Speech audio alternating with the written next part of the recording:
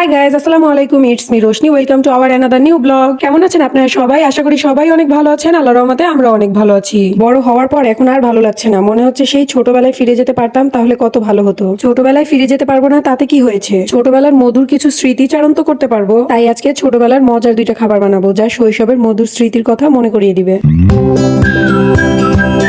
আমার গুড্ডু যখন ওর বাবার সাথে দুষ্টামি করে তখন দেখতে আমার খুবই ভালো লাগে। তখন খুব ইচ্ছা করে নিজের শৈশবে আবার ফিরে যেতে পারতাম। দিনগুলো কত মজার আর আনন্দের ছিল। ভালো হোক বা খারাপ, শৈশবের কথা কিন্তু সবারই মনে পড়ে। তাই তো গুড্ডুর শৈশবটাকে খুব সুন্দর আর মধুর করে রাখার জন্য আমি আর গুড্ডুর বাবা সারাক্ষণ গুড্ডুর সাথে বাচ্চাদের মতো দুষ্টামি করতে থাকি, যাতে আমার গুড্ডুর মনটা সব সময় ভালো থাকে। শৈশবে ফিরে যেতে পারবো না তাতে কি হয়েছে, কিন্তু শৈশবের কিছু স্মৃতিচারণ তো করতে পারবো। তাই তো আমি আজকে ছোটবেলায় খাওয়া দুইটা খুবই মজার খাবার বানাবো, যেটা বানাতে লাগবে চিনি, অল্প একটু পানি, বেকিং সোডা আর অল্প একটু লবণ। আর একটা পেপার লাগবে যেটার উপরে আগে থেকে তেল ব্রাশ করে রাখতে হবে। আমি যখনই কোনো কিছু রান্না করতে যাই বা কোনো নতুন কিছু বানাতে যাই তখনই আমার গুড্ডু সব সময় আমার পাশে থাকবে আর আমাকে হেল্প করার চেষ্টা করবে, যেটা আমার খুবই ভালো লাগে। আমার গুড্ডু আমার পাশে থাকলে আমার কোনো কাজ করতেই আর বিরক্ত লাগে না, সেটা করতে বরঞ্চ আমার খুব ভালো লাগে। যাই হোক, পেপারে তেল ব্রাশ করা শেষ, এখন চলে আসছি রান্না করতে। কিন্তু আমি আজকে কি বানাবো সেটাই তো বলা হয়নি। আমি আজকে বানাবো কটকটি, যেটা আমরা ছোটবেলায় খুবই মজা করে খেতাম। এইটা বানানো খুবই ইজি। প্রথমে একটা পাতিল নিতে হবে, তার মধ্যে পরিমাণ মতো চিনি দিয়ে দিতে হবে আর অল্প একটু পানি দিয়ে দিতে হবে।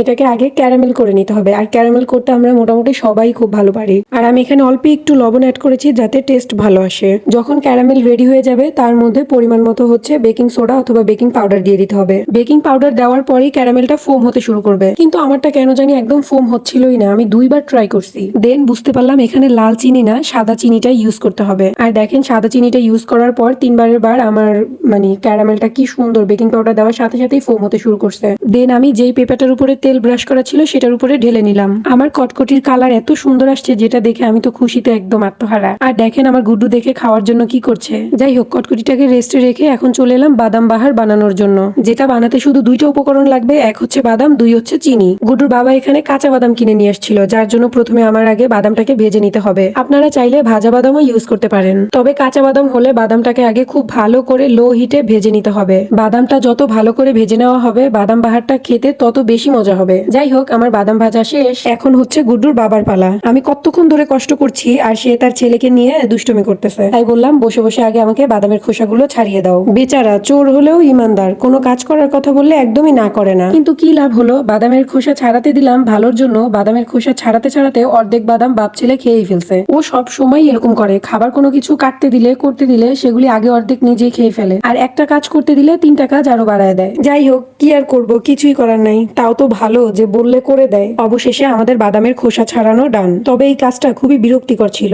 যাই হোক, এবার চলে এলাম রান্নায়। এইটাও আগের মতন সেম প্রসেসে আগে হচ্ছে ক্যারামেল তৈরি করে নিতে হবে। ক্যারামেল করতে দিয়ে আমি একটা প্লেটে আগে তেল ব্রাশ করে নিলাম। প্লেটে তেল ব্রাশ করে চলে এলাম আমার কটকটিটাকে দেখতে, আর এসে দেখলাম আমার কটকটিটা একদম সেট হয়ে গেছে। জাস্ট দেখেন কতটা ক্রিস্পি আর দেখতে কি সুন্দর হয়েছে।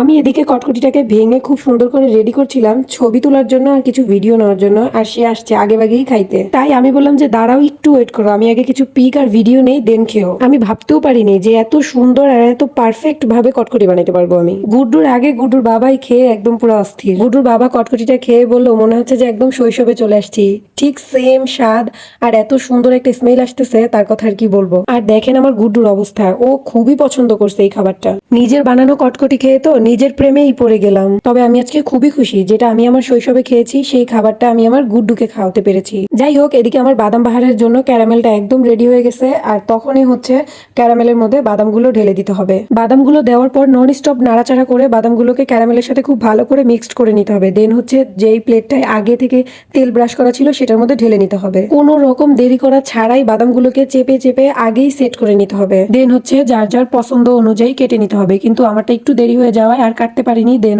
আমি হাত দিয়ে খুব সুন্দর করে ছোট ছোট টুকরায় ভেঙে নিছি। জাস্ট দেখেন কি সুন্দর, একদম পারফেক্ট হয়েছে। আপনারাও চাইলে কিন্তু এই মজার খাবারটা বানিয়ে খাওয়ার মাধ্যমে আপনাদের মধুর শৈশবটাকে মনে করতে পারেন। যাই হোক, আমার আজকের ব্লগটা এই পর্যন্তই। দেখা হবে অন্য কোনো ব্লগে। ততক্ষণ পর্যন্ত ভালো থাকবেন, সুস্থ থাকবেন আর আমাদের জন্য বেশি বেশি দোয়া করবেন। আল্লাহ হাফেজ। আর আমার ভিডিওটা যদি ভালো লাগে তাহলে অবশ্যই একটা লাইক দিয়ে আমার চ্যানেলটাকে সাবস্ক্রাইব করে দিবেন। Tata, bye bye.